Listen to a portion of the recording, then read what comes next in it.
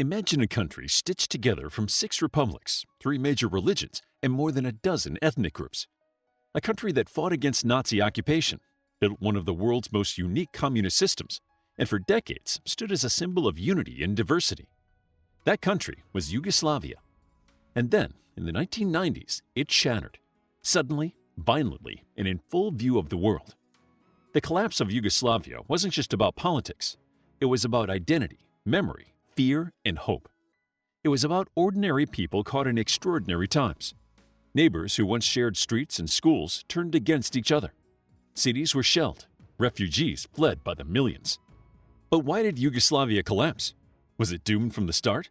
Or was it a unique tragedy caused by leaders, economics, and history colliding at the wrong moment? Let's unpack what happened and why it still matters today. The fragile experiment.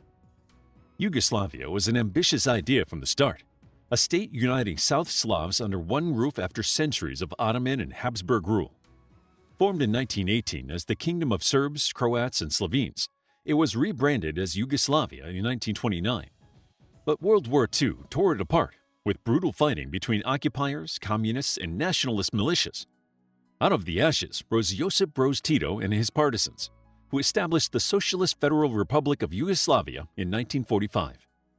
Tito's Yugoslavia was unique. It was communist, but not controlled by Moscow. In 1948, Tito famously broke with Stalin, refusing to become a Soviet satellite. This independence gave Yugoslavia breathing space to experiment with a different form of socialism, self-management. In theory, workers could influence decisions in factories and farms. In practice, the system was uneven, but it set Yugoslavia apart. Tito also founded the Non-Aligned Movement in 1961, steering a middle path between East and West. For decades, Yugoslavia looked like a success story.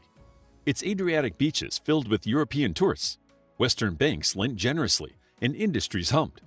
From the 1950s to the 1970s, GDP growth averaged around 6% a year, higher than many other European countries. Migrant workers, known as Gastarbeiteri, found jobs in Germany and sent money home, boosting local economies. By the 1970s, Yugoslavia had one of the highest standards of living in Eastern Europe. But prosperity came with a price: debt. By the early 1980s, Yugoslavia owed more than $20 billion. When global oil prices rose and Western lenders pulled back, the economy faltered. Inflation spiraled, unemployment soared, and living standards fell. By 1989, unemployment hovered around 17% nationally and climbed higher in poorer regions like Kosovo, where it reached over 30%. The republics were not equal. Slovenia and Croatia were wealthier and more industrialized, with closer ties to Western Europe. Serbia, Macedonia, and Bosnia lagged behind. This imbalance bred resentment. Slovenians and Croats complained of subsidizing poorer regions, while others felt marginalized by federal policies. Tito's death in 1980 removed the figure who had personally held the federation together. The presidency rotated yearly among republic leaders, but this created paralysis rather than unity. Decisions slowed, corruption grew, and the sense of national solidarity withered. Was Yugoslavia doomed? Some argue yes. It was always an artificial state with too many ethnic and religious differences. Others counter that it worked under Tito, suggesting collapse wasn't inevitable. Most historians today argue it was a combination. Structural fragility existed, but economic decline and opportunistic leaders in the 1980s and 1990s turned cracks into fractures. The state wasn't destined to fall, but it became highly vulnerable once its glue, Tito, was gone. The rise of nationalism. Economics set the stage, but nationalism lit the fire. In the late 1980s, Slobodan Milosevic rose to power in Serbia. Originally a party bureaucrat, he saw opportunity in nationalistic rhetoric. He focused on Kosovo, where an Albanian majority lived alongside a Serbian minority that felt increasingly threatened. At a dramatic 1989 rally in Kosovo Polje, marking the 600th anniversary of the Battle of Kosovo, Milosevic told the crowd that no one should dare beat you again. It mixed old memories with new frustrations and supercharged Serbian politics. Milosevic tightened Belgrade's control over Kosovo and Vojvodina, reducing their autonomy. For other republics, this looked like Serbian domination of the federation. Croatia and Slovenia responded by strengthening their own nationalist movements. In 1990, multi-party elections swept nationalist leaders to power: Franjo Tuđman in Croatia and Milan Kučan in Slovenia. Slovenia, the smallest but wealthiest republic, was the first to act. In June 1991, it declared independence. The Yugoslav People's Army, JNA, heavily influenced by Serbian officers, intervened. But the 10-day war ended quickly, with only about 70 dead and Slovenia effectively free. Slovenia's ethnic homogeneity and geographic distance from Serbia made its exit easier. Croatia's path was bloodier. With a sizable Serbian minority in areas like Krajina, violence erupted almost immediately after independence was declared. The siege of Vukovar in 1991 leveled the city, killing thousands. By 1992, Croatia was mired in full-scale war. Tens of thousands were killed and hundreds of thousands displaced. Bosnia and Herzegovina faced the most complex and devastating war. Its population was a near-even mix, about 43% Bosniaks, Muslim by heritage, 33% Serbs, and 17% Croats. When Bosnia declared independence in 1992, Bosnian Serb forces, backed by Milosevic's Serbia, launched campaigns to carve out territory.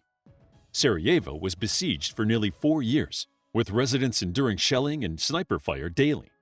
Over 100,000 were killed in Bosnia between 1992 and 1995, and 2.2 million were displaced. Nationalism wasn't simply grassroots.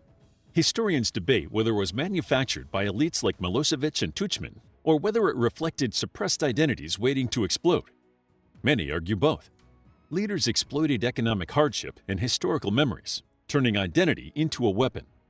For ordinary people, nationalist rhetoric offered answers and scapegoats during uncertainty. The result was a cascade. One republic's independence fueled another's, while each group feared becoming dominated or marginalized. Tito's slogan, brotherhood and unity, collapsed under the weight of fear and mistrust. International reactions and global impact. The world watched Yugoslavia's collapse with confusion and hesitation. At first, the European community believed the crisis could be managed. Some, like Germany, quickly supported Slovenian and Croatian independence.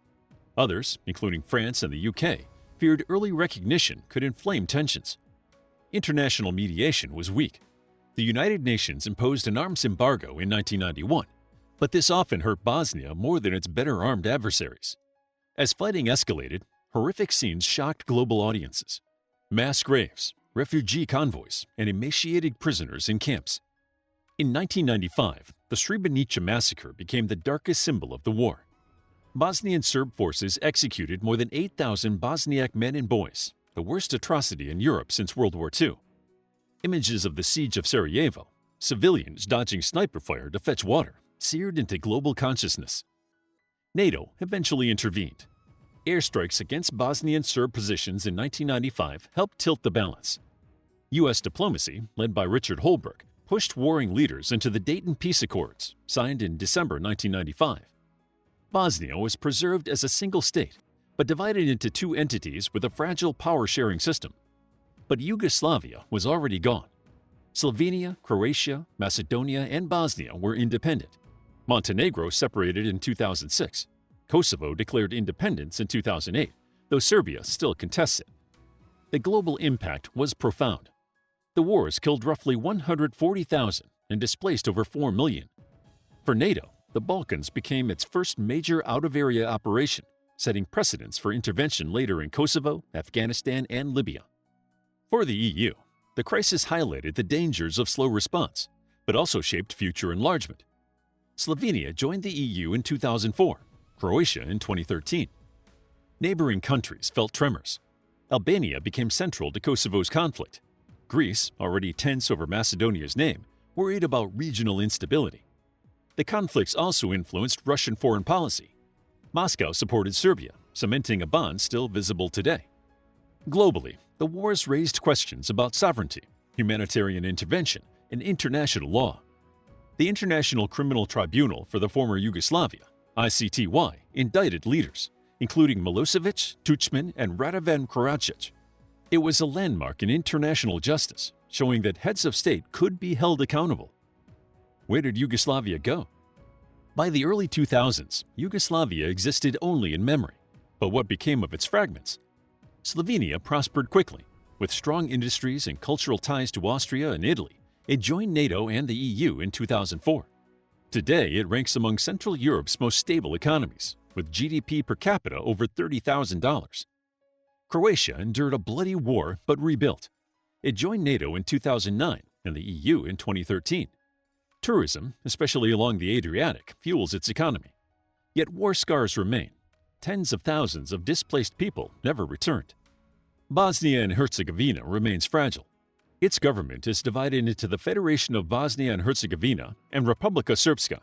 This power sharing has prevented renewed war but left Bosnia politically gridlocked. Unemployment hovers around 15% and youth emigration is high. Serbia struggles with its past. It lost Kosovo, which declared independence in 2008 and was recognized by about half the world's nations. EU membership talks continue, but nationalist politics and ties to Russia complicate progress. Macedonia, now North Macedonia, resolved its long name dispute with Greece in 2018. Greece viewed the name as implying territorial and cultural claim. This opened the door to NATO membership in 2020 in EU talks. Montenegro, small but strategic, declared independence in 2006 and joined NATO in 2017. Culturally, Yugo nostalgia lingers. For some, especially older generations, Tito's Yugoslavia is remembered as a time of relative prosperity, cheap vacations on the Adriatic, and multi-ethnic coexistence. For others, it recalls repression and the seeds of conflict. So where did Yugoslavia go? It fractured into 7 states: Slovenia, Croatia, Bosnia and Herzegovina, Montenegro, North Macedonia, Serbia, and Kosovo, partially recognized. Each has charted its own course, but the collapse left a lasting imprint: broken families, rebuilt cities, and lessons about nationalism and fragility. Ultimately, Yugoslavia's collapse wasn't just a Balkan story. It reshaped Europe's borders, influenced NATO and EU policy, and showed how quickly identity politics can turn deadly. Conclusion: the collapse of Yugoslavia was one of the defining events of the late 20th century. Born from the promise of unity, it ended in division and war. It was fueled by economic crisis, inflamed by nationalism, and accelerated by weak institutions after Tito's death.